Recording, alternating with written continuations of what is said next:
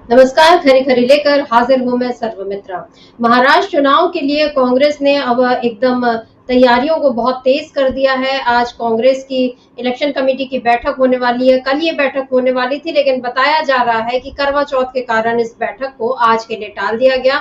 और अभी जो बैठक हो रही है, आज शाम तक उम्मीद जताई जा रही है कि उम्मीदवारों के नाम भी आ जाएंगे और सीट शेयरिंग का फॉर्मूला भी बिल्कुल सामने आ जाएगा, क्योंकि आप जानते हैं इस समय महाराष्ट्र में महाविकास आघाड़ी यानी कांग्रेस, एनसीपी और शिवसेना, ये जो तीनों मिलकर चुनाव लड़ रहे हैं, तो उनके बीच कुछ सीटों को लेकर अभी तक बात फाइनल नहीं हो पाई है। लेकिन अब तीनों दलों के नेताओं ने ये कहा है कि आज शाम तक इस बारे में कोई न कोई फैसला हो जाएगा और इसके लिए आज महाराष्ट्र कांग्रेस के कई नेता मतलब मुंबई से दिल्ली पहुंचे हुए और शाम तक वो मुंबई वापस लौटेंगे और उसके बाद वहां पर फैसला लेंगे। लेकिन इस बीच एक बड़ी खबर ये है कि हरियाणा में जाटलैंड में जो चूक कांग्रेस से हुई, क्योंकि कांग्रेस को ऐसा लग रहा था कि वहां पर जीत बिल्कुल तय है, न केवल कांग्रेस को बल्कि वहां बैठे तमाम लोगों को, पत्रकारों को और जो लोग भी बाहर से इस चुनाव को देख रहे थे, वहां जो जमीन का हालात ले रहे थे, उन सभी का ये मानना था कि कांग्रेस की जीत तय है।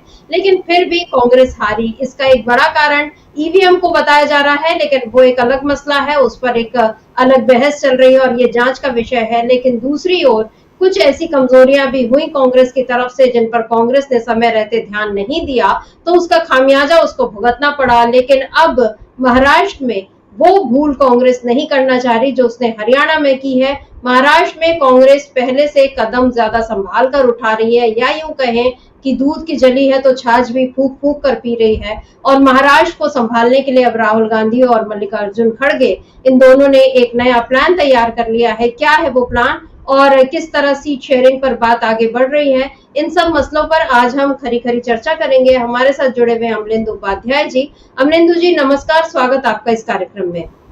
अमलेंदु जी, अभी हम देख रहे हैं कि महाराष्ट्र चुनाव को लेकर लगातार ये बातें उठ रही हैं कि भाई महायुति ने तो अपने कैंडिडेट्स का भी एक, उनकी जो पहली लिस्ट कल आ गई, लेकिन महाविकास आघाड़ी क्यों पिछड़ रही है। लेकिन क्या ये पिछड़ना है या ये संभल कर कदम उठाना है, क्योंकि हमने देखा है कि जब भी हड़बड़ी का काम होता है या जल्दबाजी में कोई फैसले लिए जाते हैं तो उसमें बहुत सारी चूक हो जाती है, भूल हो जाती है, जिसका खामियाजा बाद में भुगतना पड़ता है। तो क्या ऐसा लग रहा है कि राहुल गांधी या कहीं कांग्रेस आला कमान और इधर शिवसेना और शरद पवार, ये सब भी एकदम संभल कर कदम उठा रहे हैं, शायद इसीलिए महाविकास आघाड़ी अपना पूरा वक्त ले रही है। क्योंकि आज हमने ये देखा कि आज कांग्रेस सीईसी की जो बैठक हुई उसमें अभी ये बताया जा रहा है कि शाम तक कैंडिडेट्स के नाम भी शायद आ जाएंगे, पहली लिस्ट भी आ जाएगी और इसके साथ ही सीट शेयरिंग को लेकर भी जो भी कुछ थोड़े बहुत विवाद है वो भी सुलझ जाएंगे। तो क्या लगता है आपको कि क्या राहुल गांधी और मल्लिकार्जुन खड़गे, शरद पवार और उद्धव ठाकरे, ये सारे नेता अब क्या बहुत संभल कर कदम उठा रहे हैं, क्योंकि हरियाणा जैसी भूल कांग्रेस या महाविकास आघाड़ी या इंडिया गठबंधन महाराष्ट्र में नहीं करना चाहते? क्या लगता है आपको? महाराष्ट्र बहुत ज़्यादा महत्वपूर्ण है इंडिया गठबंधन के लिए, वो एनडीए के लिए भी। हरियाणा से कई गुना ज़्यादा महत्वपूर्ण है दोनों के लिए, और दोनों अपने अपने तरीके से दांव चल रहे हैं।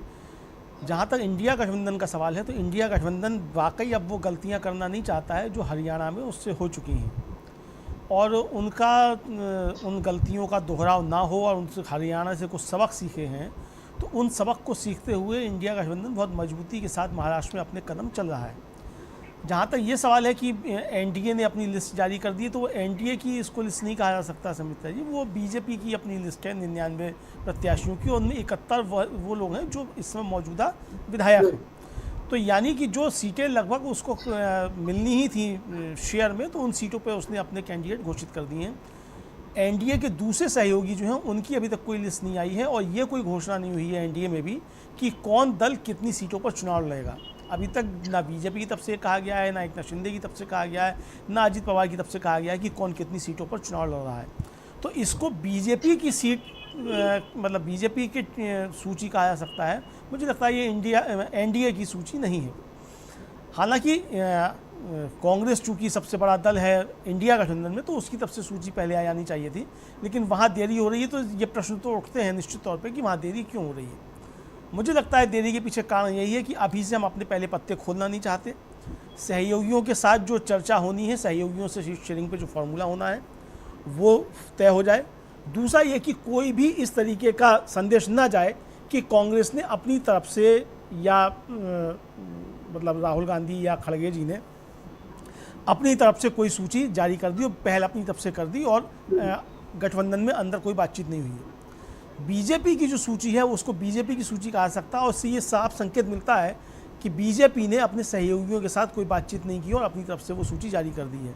मुझे लगता है कि शायद इंडिया गठबंधन इस तरीके की कोई भी मिस हैपनिंग से बचना चाहता है कि कोई भी ये आरोप लगे कि कांग्रेस ने या किसी और दल ने अपनी तरफ से सूची पहले जारी कर दी। हालांकि अखिलेश यादव ने समाजवादी पार्टी की तरफ से अपनी एक सूची जारी कर दी है, लेकिन वो सूची भी फाइनल नहीं है। वो एक तरीके से प्रेशर पॉलिटिक्स का हिस्सा हो सकता है कि गठबंधन में ज़्यादा सीटें हासिल कर ली जाए, ये उनका एक तरीका हो सकता है। शिवसेना उद्धव ठाकरे ने या एनसीपी शरद पवार ने अपनी कोई सूची जारी नहीं की है और सबका कहना यही है, चाहे वो एनसीपी के नेता हों, चाहे उद्धव ठाकरे की शिवसेना के नेता हों, चाहे कांग्रेस के नेता हों, कि बातचीत जारी है और आज रात तक इस पर कोई ना कोई फैसला हो सकता है। और जब भी आएगी तो कलेक्टिव सूची एक आएगी, यानी इंडिया गठबंधन की जब भी सूची जारी होगी वो कांग्रेस की अलग या उद्धव ठाकरे की अलग या शरद पवार की अलग इस तरीके से नहीं होगी। सूची जो आएगी वो इंडिया गठबंधन की होगी, या ये हो सकता है कि ये घोषणा हो जाए कि कौन कितनी सीटों पर लड़ रहा है और फिर उस हिसाब से अपने अपने दल जो है वो अपनी सूची जारी कर देंगे। तो ये एक मुझे लगता है कि एक सही प्रक्रिया भी है एक गठबंधन में जिस तरीके से होना चाहिए। इस पर शायद कांग्रेस या इंडिया गठबंधन मजबूती के साथ काम कर रहा है, फिलहाल अभी तक ऐसा लगता है सब। बिल्कुल, क्योंकि महाराष्ट्र जो है वो बहुत ही जरूरी राज्य है जीतने के लिए, दोनों के लिए, यानी इंडिया गठबंधन भी और एनडीए। और इस समय ऐसा लग रहा है कि दोनों की जोर आजमाइश जो है वहां पर पूरी तरह से हो रही है। बेशक झारखंड भी महत्वपूर्ण राज्य है, क्योंकि वहां से अगर जीत मिलती है जिसको भी, तो ये तय हो जाएगा कि फिर आदिवासियों का भरोसा किस पर ज्यादा है, कांग्रेस पर ज्यादा है या बीजेपी पर ज्यादा है। लेकिन महाराष्ट्र की बात हम इसलिए कर रहे हैं क्योंकि महाराष्ट्र में पिछले 5 सालों में सत्ता का बहुत ही भयानक खेल, जिसमें लोकतंत्र को बिल्कुल गेंद बनाकर उछाल दिया गया, बिल्कुल बाउंड्री से बाहर कर दिया गया और उसके बाद मनमाने तरीके से वहां पर जो भी बेईमानियां की जा सकती थी वो सारी बेईमानियां हुई हैं, संविधान की धज्जियां उड़ाई गई हैं। ये सारे खेल महाराष्ट्र में हुए हैं। इसलिए महाराष्ट्र जो है इस समय जिसको हम कह सकते हैं लिटमस टेस्ट की तरह है कि यहाँ पर जनता ने जिस पर भरोसा जताया वो तय हो जाएगा कि आखिर जनता भी क्या चाहती है, आखिर में संविधान और लोकतंत्र को बचाना चाहती है या सत्ता के इस खुले खेल को बचाना चाहती है। लेकिन अभी इस समय जो चल रहा है इंडिया गठबंधन में, कांग्रेस जो है काफी संभल कर कदम उठा रही है और हमने पहले भी कहा कि हरियाणा में जो गलतियां हुई थी उसको दोहराना नहीं चाहती और इस वजह से बहुत संभल कर दोनों काम कर रहे हैं, यानी राहुल गांधी भी और मल्लिकार्जुन खड़गे भी, कहीं कोई चूक ना रह जाए। और आज जो सीट शेयरिंग की बात है या जो कैंडिडेट्स की लिस्ट है इसकी जो बात है उसको लेकर रमेश चेन्निथल्ला और विजय वडेट्टीवार इन दो नेताओं के महत्वपूर्ण बयान है। सुन लेते हैं कि क्या कुछ कहा है कांग्रेस नेताओं ने मुंबई से दिल्ली पहुंचे बैठक के लिए और क्या कुछ कह रहे हैं ये नेता, आइए इसको सुन लेते हैं। घाट कहाँ पे अटकी हुई है और बात कब तक बनेगी? नहीं, अभी तो घाट छुटी हुई है। घाट को हमने थोड़ा ढीला कर दिया है और कल शाम तक कुछ एक 17 सीट्स है, तो 17 सीट का हम लोग कल फाइनल कर देंगे। विदर्भ में 6-7 सीट का ही प्रॉब्लम है और वो भी सॉल्व हो जाएगा। हम लोग आघाड़ी करके लड़ने जा रहे और आघाड़ी करके लड़ेंगे। होता है 3 पार्टियां है, 3 पार्टी और 288 सीट्स का शेयरिंग था और एक सीट को लेकर समय थोड़ा सा गया जरूर और हर पार्टी को लगता है कि हमने लड़ना चाहिए। कार्यकर्ताओं को भी थोड़ी नाराजगी होती है।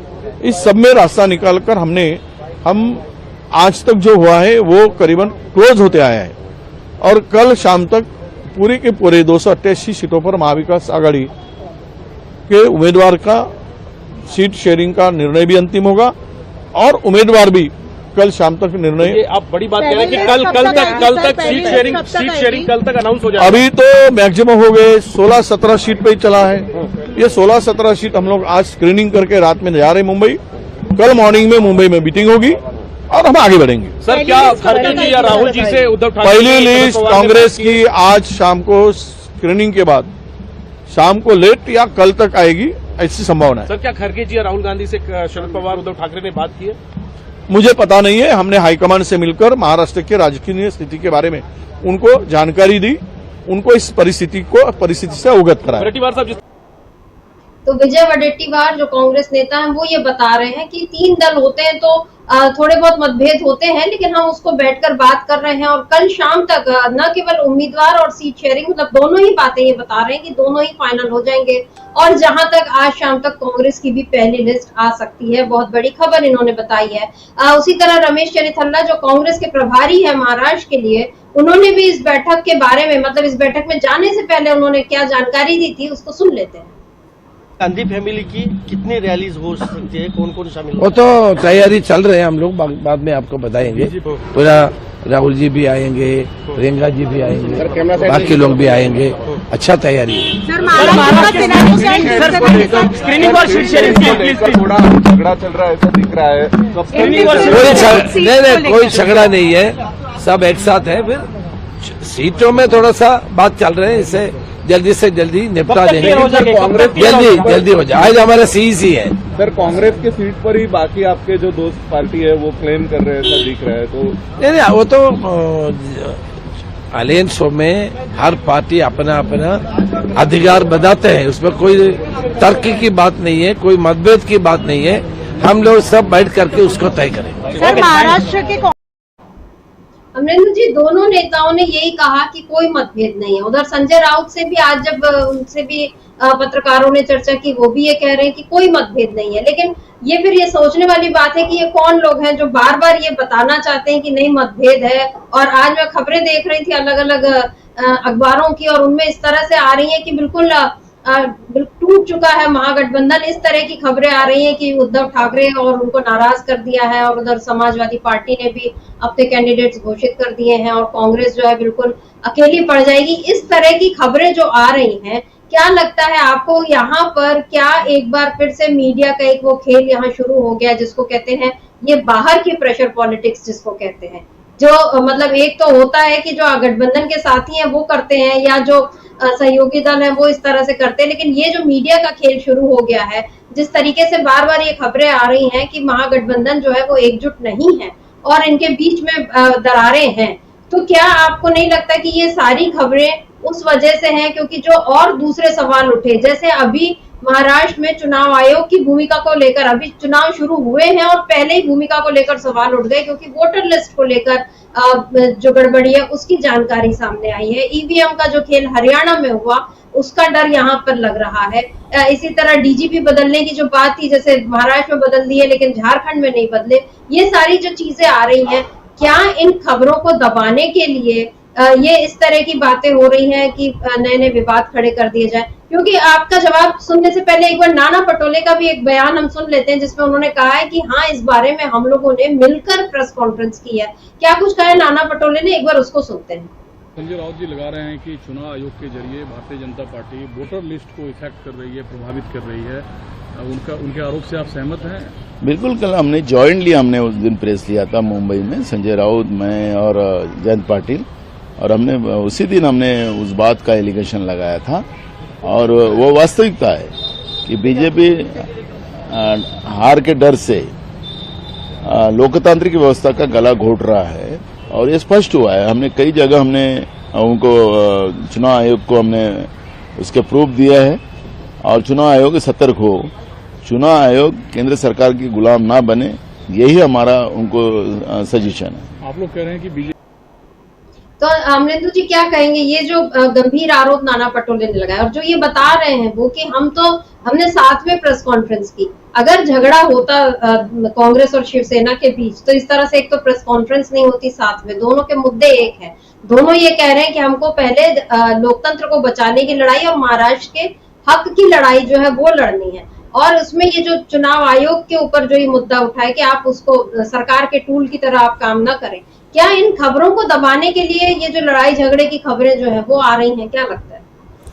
बिल्कुल सर मित्तर जी, हम लोग जिस समय कार्यक्रम कर रहे हैं इसी समय एक जो तथाकथित मुख्य धारा का मीडिया कहा जाता है, नेशनल मीडिया कहा जाता है, वो खबर चला रहा है कि देवेंद्र फडणवीस और उद्धव ठाकरे की मुलाकात हुई है, महाराष्ट्र में कुछ बड़ा होने वाला है।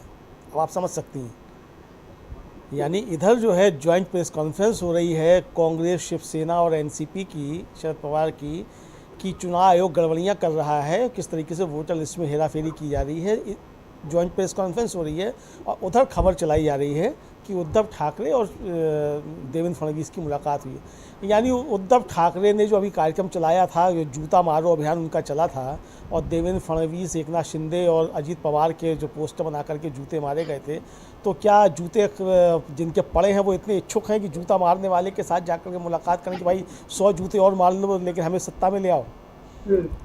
तो मतलब कि ये जो मुख्य धारा का मीडिया कहा जाता है समित्रा जी, इतना भी इसके पास कॉमन सेंस नहीं है कि आप जो फर्जी खबरें फ्लोट कर रहे हैं उन फर्जी खबरों का आधार क्या है और किस तरीके से ये चीज़ें हो सकती हैं, तो ये समझा सकता है। तो इस समय इस तरीके की जो खबरें सब फ्लोट की जा रही, देखिए ये तो जाहिर सी बात है कि जो राहुल गांधी कहते रहते हैं कि मीडिया A1 और A2 के कब्जे में है, तो 75% मीडिया तो उन A1 और A2 का ही है जिनका स्टेक लगा हुआ है, महाराष्ट्र में खास तौर से लगा हुआ है।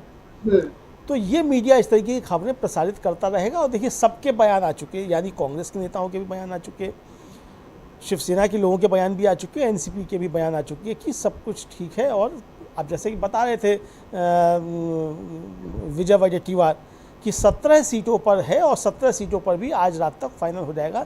17 सीटें वो ऐसी हैं जिस पर सब जो है वो लड़ना चाहते हैं और उनमें से 6 या 7 सीटें विदर्भ की हैं, चूँकि विजय वडेट्टीवार विदर्भ से आते हैं और वहाँ उनका अच्छा स्ट्रॉन्ग होल्ड है। और असली लड़ाई जो बीजेपी और कांग्रेस की आमने सामने है वो विदर्भ में है समित्रा जी। तो वहाँ से वो आते हैं, तो वो खुद कह रहे हैं कि भाई 6 या 7 सीटें हैं विदर्भ में जहाँ सब अपना क्लेम कर रहे हैं और 17 सीटें ऐसी हैं जिस पर सबका क्लेम है, तो वो भी आज शाम तक शॉर्ट हो जाएगा। और अगर मान लीजिए नहीं होता है, कोई कॉन्सेंसस नहीं बन पाता है इन 17 सीटों पे, तो ठीक है 17 सीटों पर फ्रेंडली फाइट हो जाएगी। 288 में से 17 सीटें बची हैं, बाकी सब पे फाइनल हो चुका है। इसलिए कल सुबह तक या कल रात तक वो सीटें फाइनल हो जाएंगी, उनकी घोषणा हो जाएगी। तो ये फाइनल है। अब जो चुनाव आयोग को लेकर सवाल उठ रहे हैं, वोटिंग मशीनों को लेकर सवाल उठ रहे हैं, और जो सवाल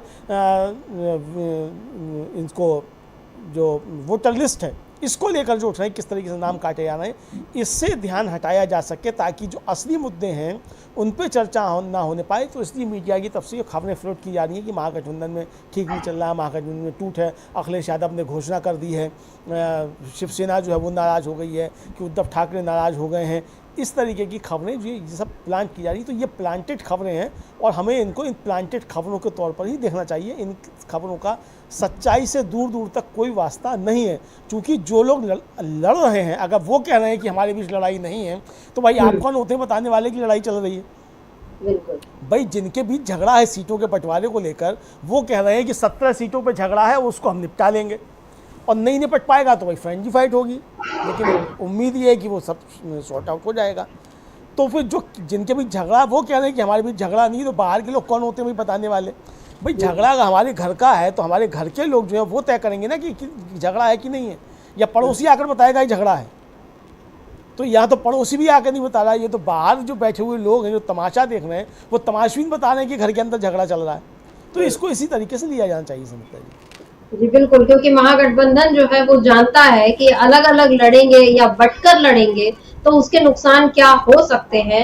ये बात विपक्ष जो है इंडिया का वो ये जानता है। 2019 के चुनाव जो है उसकी मिसाल है 2019 के लोकसभा चुनाव, जब बार बार विपक्षी एकजुटता की बात तो हुई लेकिन उसके बाद कोई एक ऐसा मोर्चा नहीं तैयार हुआ। लेकिन इस बार जो लोकसभा चुनाव में विपक्ष ने अपनी ताकत दिखाई थी, एकजुटता दिखाई थी, उसका क्या नुकसान हुआ महाराष्ट्र में बीजेपी को और किस तरह से इंडिया गठबंधन मजबूत हुआ, ये सबने देखा है। और शायद उसी का नतीजा है कि अब मीडिया बीजेपी की मदद के लिए ये कोशिश कर रहा है कि किसी भी तरह महागठबंधन में लड़ाई दिखाई जाए और ये बताया जाए कि नहीं उनके बीच सब कुछ ठीक नहीं है।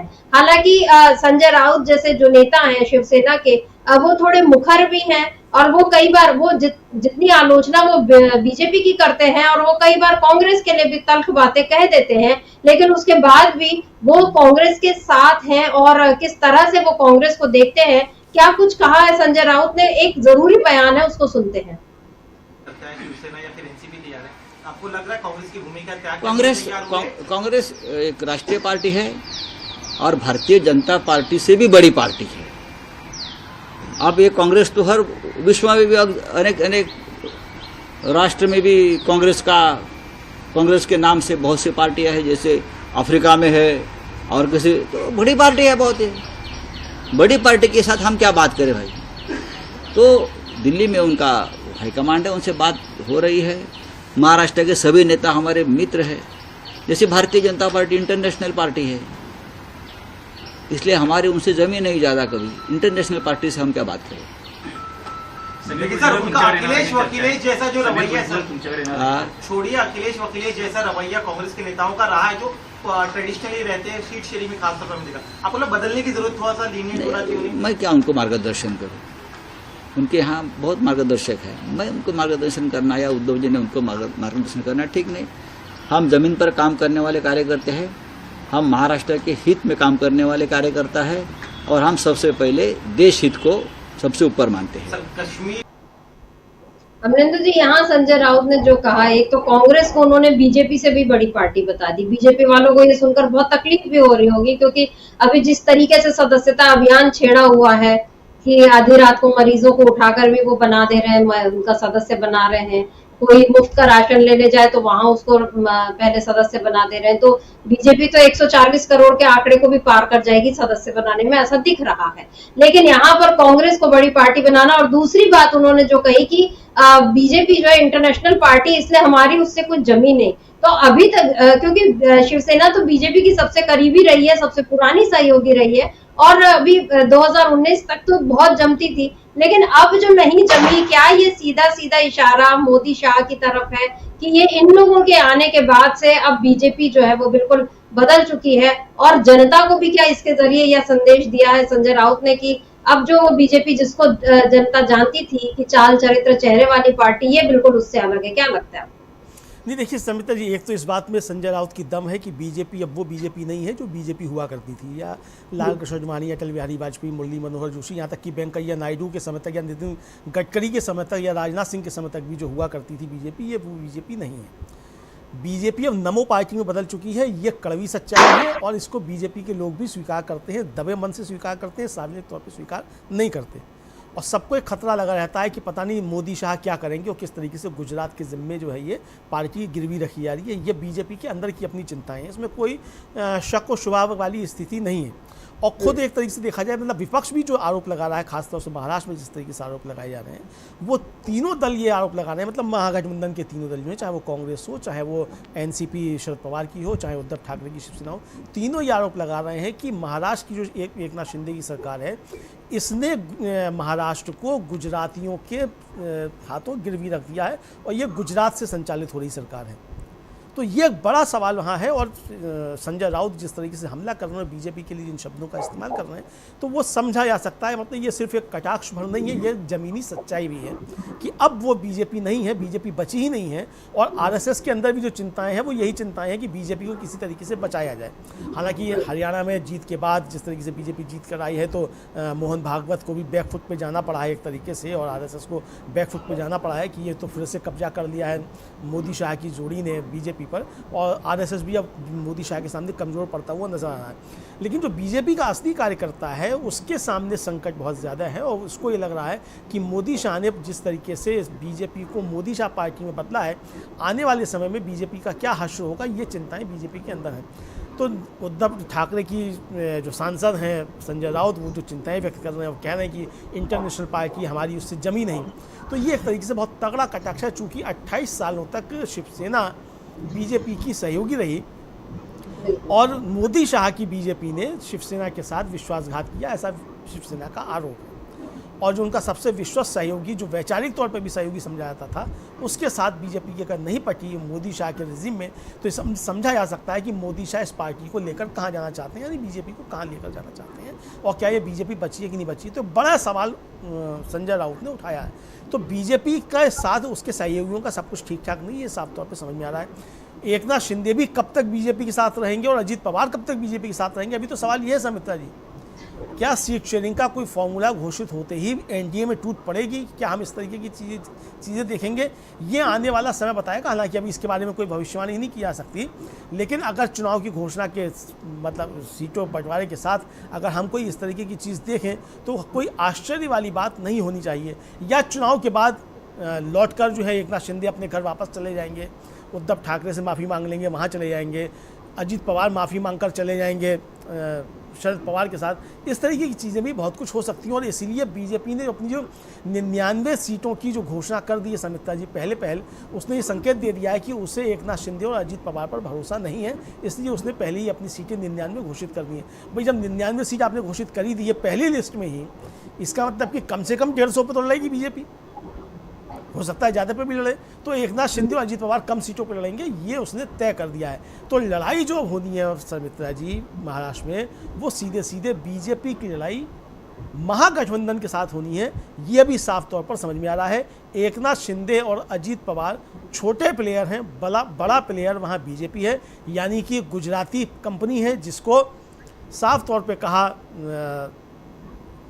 इंडिया गठबंधन ने और विजय वडेट्टीवार ने खास तौर पे कहा कि ये जो है गुजरात से चल रही है, तो ये साफ तौर पर समझा सकता है। एनडीए के लोगों में इस समय बीजेपी को लेकर एक संदेह का माहौल जो है, और बीजेपी बिल्कुल वहां पर वो समुद्र की बड़ी मछली की तरह ही वहां पर वो काम भी कर रही है कि जो भी छोटा रहेगा उसको वो निगलेगी। ये चीज बीजेपी ने बार बार बताई है। और अभी बीजेपी में मतलब एनडीए के एक और सहयोगी है रामदास अठावले, उन्होंने भी देवेंद्र फडणवीस को एक अपना ज्ञापन जैसा सौंपा है और उसमें उन्होंने एक मांग की है कि पूरे राज्य में रिपब्लिकन पार्टी के लिए कम से कम 5 से 6 सीटें जो है वो छोड़नी चाहिए। अब ये देखने वाली बात होगी कि शिंदे और अजीत पवार को कितना हिस्सा मिलता है और उसके बाद जो कुछ बचता है उसमें इनको क्या कुछ मिल पाएगा रामदास अठावले को, क्योंकि वो बिल्कुल पूरी निष्ठा के साथ अभी तक एनडीए के साथ बने हुए हैं, बीजेपी के साथ बने हुए हैं। अब महाराष्ट्र चुनाव में तय हो जाएगा कि उनका भी भविष्य आखिर आगे क्या होना है। लेकिन इधर अभी हमने जो इस कार्यक्रम में हम जो चर्चा कर रहे हैं कि राहुल गांधी और खड़गे का जो प्लान है, उस प्लान की जो चर्चा है उसमें अमलेंदु जी एक अहम बात यह है कि हरियाणा में जो कुछ भूल हुई कांग्रेस से, और उस भूल में सबसे बड़ी बात यह कि कांग्रेस अपने नेताओं को एकजुट नहीं रख पाई।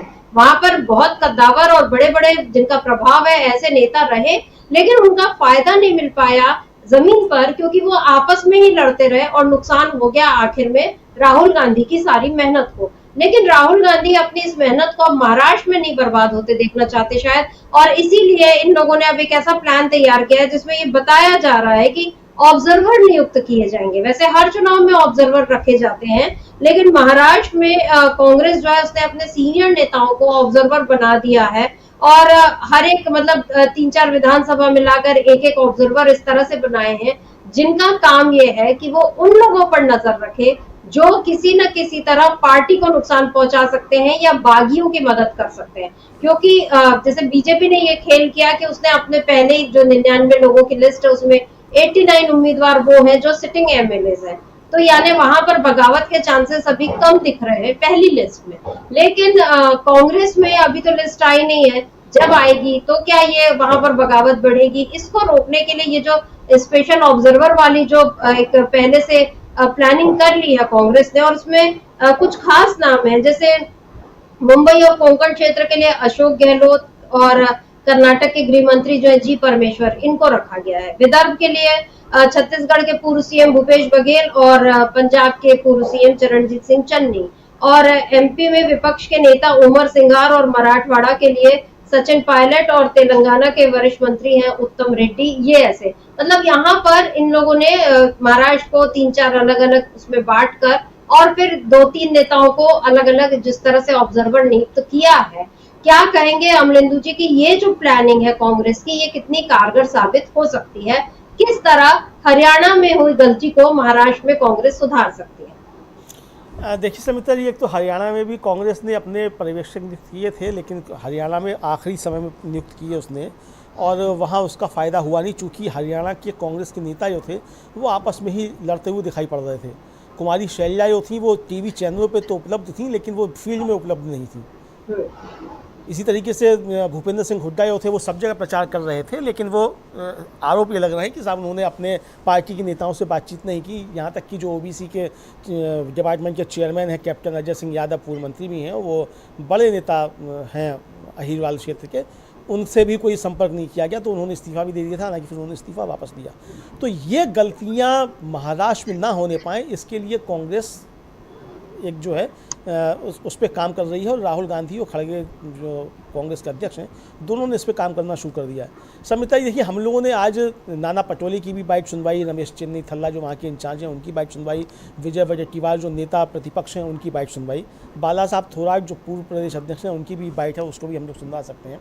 ये देखिए सब लोग एकजुट होकर और एक सुर में बात कर रहे हैं। महाराष्ट्र के नेता जो हैं, महत्वपूर्ण बात यह है कि कुमारी शैलजा जिस तरीके से कह रही थी कि उनकी लंबे समय से भूपेंद्र सिंह हुड्डा से बात नहीं हुई है, ये कुमारी शैलजा का चुनाव से पहले बयान था जो उन्होंने मीडिया में दिया।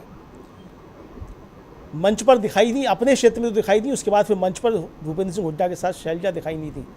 लेकिन महाराष्ट्र में इस तरीके की कोई चीज़ हमको देखने को नहीं मिली है। यानी नाना पटोले और विजय वडेट्टीवार एक साथ प्रेस कॉन्फ्रेंस कर रहे हैं, तो ये जो कांग्रेस के नेताओं की एकजुटता है। इसी तरीके से अब दिल्ली आ रहे हैं तो विजय वडेट्टीवार, पृथ्वीराज चौहान और नाना पटोले तीनों दिल्ली आ रहे हैं, बाला साहब थोराट भी दिल्ली आ रहे हैं। तो यानी दिल्ली से और मुंबई की जो दौड़ हो रही है वो संयुक्त दौड़ हो रही है। ऐसा नहीं हो रहा है कि कोई आ रहा है कोई नहीं आ रहा है, या वहाँ जो लोग बातें कर रहे हैं कोई एक बात कर रहा है कोई दूसरी बात कर रहा है, इस तरह की बातें नहीं आ रही है। अगर ये कहा जा रहा है रमेश चन्नीथल्ला के द्वारा कि शाम तक हमारा तय हो जाएगा कि क्या होना है, तो यही बात नाना पटोले भी कह रहे हैं, यही बात विजय वडेट्टीवार भी कह रहे हैं, यही बात बाला साहब थोराट भी कह रहे हैं। यानी कांग्रेस के नेता महाराष्ट्र में जो बात बोल रहे हैं वो एक सुर में एक बात बोल रहे हैं, तो कोई अलग सुर सुनने को नहीं मिल रहे हैं, जैसा कि हरियाणा में कुमारी शैलजा अपना राग अपनी झपड़ी बजाती रही थी। इस तरह की चीज़ें नहीं आई हैं। तो ये एक तरीके से कहा जाए, जो हरियाणा की हार के बाद बताया जाता है कि राहुल गांधी ने जो बैठक बुलाई उसमें कुमारी शैलजा, भूपेंद्र सिंह हुड्डा को नहीं बुलाया गया उस बैठक में, और उसमें फिर हरियाणा के नेता थे उनकी कान खिंचाई की गई। ये सोर्सेस के हवाले से खबरें हैं। तो यानी जो हरियाणा में जो स्वच्छंदता थी क्षत्रपों को, उस तरीके की स्वच्छंदता महाराष्ट्र में नहीं है। और महाराष्ट्र के जो क्षत्रप हैं वो भी बहुत समझदारी के साथ काम कर रहे हैं, चूँकि उन्हें लग रहा है कि चुनाव जीतना कितना ज़्यादा जरूरी है, बजाय इसके कि कौन मुख्यमंत्री बनेगा और कौन क्या मंत्री बनेगा। इससे ज़्यादा महत्वपूर्ण ये है कि चुनाव जीता जाए। लक्ष्य पहला ये है कि चुनाव जीत लेंगे, उसके बाद सारी चीज़ें तय हो जाएंगी। और ये बात महाराष्ट्र के नेताओं को जब राहुल गांधी और खड़गे जी ने बुलाया था दिल्ली में, उनको ये साफ संकेत दे भी दिए थे कि कौन मुख्यमंत्री बनेगा कौन नहीं बनेगा, इस पर कोई बात नहीं करनी है, ये चुनाव के बाद तय होगा। फिलहाल लक्ष्य जो है वो महाराष्ट्र का चुनाव जीतना है। और लग ये रहा है समिता जी कि चाहे वो महागठबंधन के लोग हों, यानी महाविकास आघाड़ी के नेता हों, अन्य दलों के, और चाहे कांग्रेस के नेता हों, सब इसी दिशा में काम करते हुए फिलहाल तो दिखाई पड़ते हैं। बाकी कल क्या होगा ये कल बताया जाएगा।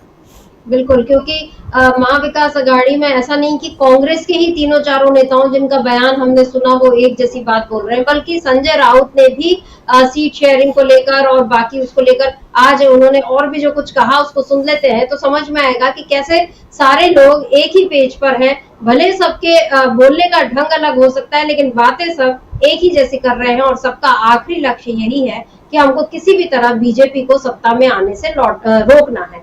क्या कहते हैं संजय राउत, इसको एक बार सुनते हैं।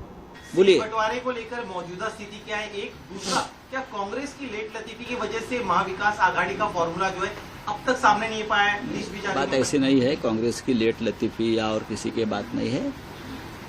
आज शाम तक पूरा मामला खत्म हो जाएगा। कांग्रेस का हाईकमांड दिल्ली में बैठता है, उनके निर्णय दिल्ली में होते हैं।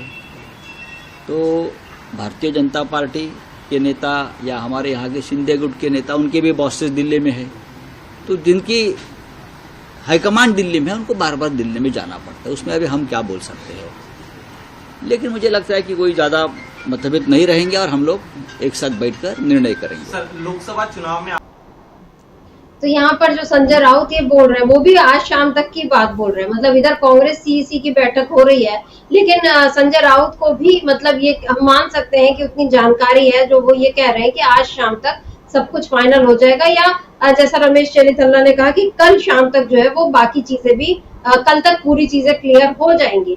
लेकिन अमरेंदु जी ये मतलब सीट शेयरिंग तो हो जाएगी, हो सकता है एनडीए के बाद अब महागठबंधन भी, उसके भी उम्मीदवार जो है वो सामने आ जाए और उसके बाद जो है असली लड़ाई शुरू होगी कि किसमें कितना दम है, ये अब देखना होगा। लेकिन इस बीच एक जरूरी चीज ये देखने मिल रही है कि अभी फिर दल बदल का एक सिलसिला जो है वो शुरू हो गया है, और इसमें एक महत्वपूर्ण नाम, मतलब वैसे वो कोई बहुत बड़े नेता तो वैसे नहीं बोल सकते, लेकिन कपिल पाटिल जो है वो जेडीयू के नेता रहे महाराष्ट्र में, और वो काफी करीब रहे हैं इनके नीतीश कुमार के।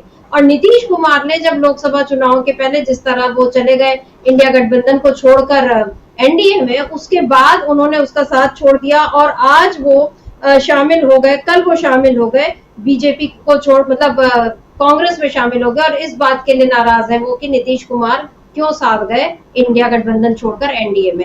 ये जो सिलसिला शुरू हुआ, उधर हमने झारखंड में भी देखा कि वहां भी कुछ नेता जो है वो कांग्रेस में आ रहे हैं, कुछ नेता जो है झारखंड मुक्ति मोर्चा में आ रहे हैं। अगर बीजेपी के जीत की इतनी ही उम्मीदें वहां पर दिखती तो क्या ये इस तरह का दरबदल होता?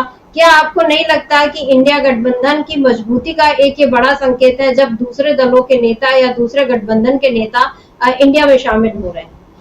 देखिए समिता जी, निश्चित तौर पे दोनों जगह बीजेपी की स्थिति खराब है। कल को क्या हम नहीं कह सकते, फिलहाल तो बहुत खराब दिखाई दे रही है। और अगर खराब नहीं होती तो बीजेपी दूसरे दलों के साथ समझौता क्यों कर रही है? यानी झारखंड में उसको आजसू के साथ समझौता करना पड़ रहा है, जिसके साथ उसने लोकसभा चुनाव में समझौता तोड़ दिया था। आजसू के साथ करना पड़ रहा है। चिराग पासवान की पार्टी को सीटें देनी पड़ रही हैं, नीतीश कुमार को सीटें देनी पड़ रही हैं, जबकि इन दोनों को ना तो पिछले विधानसभा चुनाव में कोई सीट दी थी झारखंड में, ना लोकसभा चुनाव में कोई सीट दी थी। तो इनके साथ भी समझौता करना पड़ रहा है। तो समझा जा सकता है कि कितनी कमजोरी भाजपा में है। चंपाई सोरेन को आप झारखंड मुक्ति मोर्चा से लेकर आते हैं और पिता पुत्र दोनों को आपको टिकट देना पड़ता है, जबकि झारखंड मुक्ति मोर्चा चंपाई सोरेन के बेटे को टिकट नहीं दे रहा था। तो आप समझ लीजिए कितनी मजबूती है वहाँ भारतीय जनता पार्टी की कि आपको बाहर से आए हुए व्यक्ति को, जो 6 दिन पहले आया है या महीने भर पहले आया है, उसको भी टिकट देना पड़ रहा है और उसको उस बेटे को भी टिकट देना पड़ रहा है जिसे उसकी पार्टी टिकट नहीं दे रही थी। तो कितनी मजबूती है ये। 2 बार की विधायक हैं और पूर्व मंत्री हैं, मैं नाम उनका भूल रहा हूँ, वो झारखंड मुक्ति मोर्चा में शामिल हो गई हैं बीजेपी छोड़कर।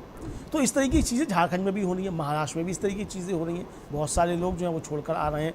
एनसीपी अजीत पवार के तमाम लोग छोड़ के चले गए एनसीपी शरद पवार में। शिवसेना इनके एकनाथ शिंदे के कई लोग चले गए, बड़े लोग चले गए वहाँ उद्धव ठाकरे की पार्टी में। कांग्रेस में तमाम लोग आ रहे हैं। तो इस तरीके की चीज़ें हो रही हैं। तो एक भगदड़ की स्थिति बीजेपी में देखी जा सकती है और ये साफ तौर पे दिखाई पड़ रहा है कि बीजेपी की स्थिति कमज़ोर है। उसे अपने सहयोगियों के सामने घुटने टेकने पड़ रहे हैं और ऐसे सहयोगियों के सामने घुटने टेकने पड़ रहे हैं जिनका उन राज्यों में उस तरीके का अस्तित्व भी नहीं है। अब जनता दल यू का झारखंड में क्या है जो सीटें देनी पड़ रही हैं, या चिराग पासवान का क्या है जो उनको भी सीट देनी पड़ रही है। इसी से समझा जा सकता है कि बीजेपी कितनी कमज़ोर दिखाई पड़ रही है और किस तरीके से वो दांवपेच खेल रही है और अपने उन सहयोगियों के सामने घुटने टेकने पड़ रहे हैं जिनसे उसने पल्ला झाड़ लिया था आजसू जैसी पार्टी से। बिल्कुल, जैसा अभी उमर अब्दुल्ला का कल परसों का एक भाषण जो है वो काफी चर्चित हुआ, जिसमें उन्होंने कहा था कि 5 साल जिन लोगों ने सलाम का वो जवाब नहीं देते थे, अब वो सुबह शाम दिन रात जो है वो मैसेज कर रहे हैं कि खाना खाया और लंच में क्या खाएंगे और डिनर में क्या लेंगे। ये तमाम बातें जो है वो पूछ रहे हैं। तो मतलब उमर अब्दुल्ला ने ये बताया था कि जो चुनावी नतीजे होते हैं उनका किस तरह से असर होता है, और या जब आप राजनीति में आपका ओहदा बढ़ जाता है तो कैसे लोग पलट जाते हैं। तो जो चीज जम्मू कश्मीर में जो चल रही है वही हालात जो है हम इस समय यहाँ देख रहे हैं, चाहे झारखंड है चाहे महाराष्ट्र है।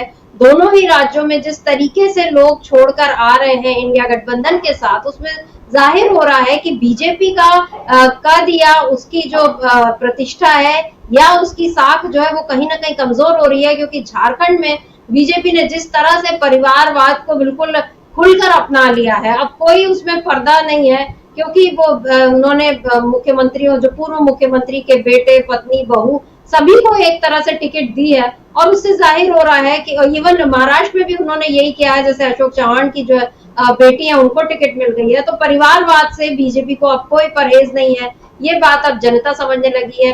बीजेपी को भ्रष्टाचार से कोई इनकार नहीं है, ये बात भी बीजेपी मतलब लोग जो है वो देख रहे हैं। क्योंकि बीजेपी में जो नेता शामिल हो रहे हैं या जैसे ही वो शामिल होते हैं और उनके खिलाफ ईडी और सीबीआई के मामले बंद हो जाते हैं, उससे भी दिख रहा है कि बीजेपी को भ्रष्टाचार से भी कोई परहेज नहीं है।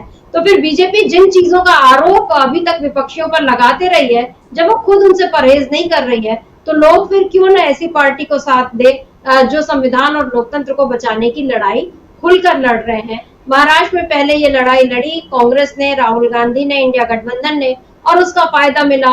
और अब एक बार फिर उसी मुहिम पर कांग्रेस और इंडिया गठबंधन, महाविकास आघाड़ी जो है वो आगे बढ़ रहे हैं।